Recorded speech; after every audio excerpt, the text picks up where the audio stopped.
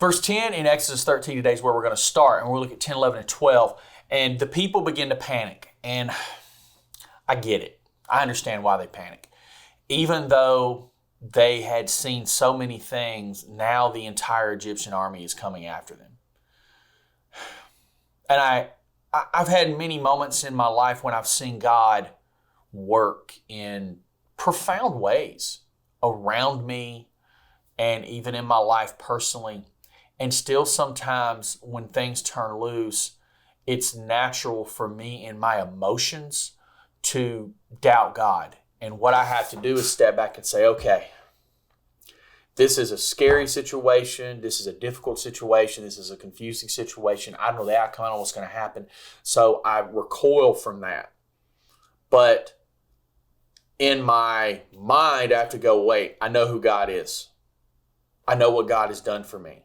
He has been faithful to me from beginning to end. So even though I may be scared in this moment, I shouldn't be, and I don't have to give in to that because I know who my God is. And that's where the Israelites needed to be, but they were struggling to get there, and I totally understand.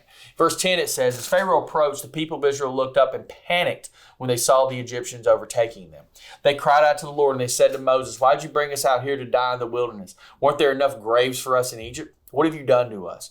Why did you make us leave Egypt? Didn't we tell you this would happen while we were still in Egypt? We said, leave us alone. Let us be slaves to the Egyptians. Better be a slave in Egypt than a corpse in the wilderness. So, like I said, I understand their fear. But they had seen God do so many things. And what they should have done was step back and say, okay, I have fear right now, but I've just seen these plagues. I've just seen these miracles. I've seen all of this. We just experienced the first Passover. We put the blood on the doorpost and the angel of death passed over, and he did not strike our families, but he struck the Egyptians. So if God can do that, God can protect us here. That's where they should have been, but they were struggling to get there. They felt like God had led them into a trap. Nothing was further from the truth. The only people trapped were the Egyptians. They just didn't know it yet. God was fixing to display such a mighty thing. Now, them crying out to God is the right thing.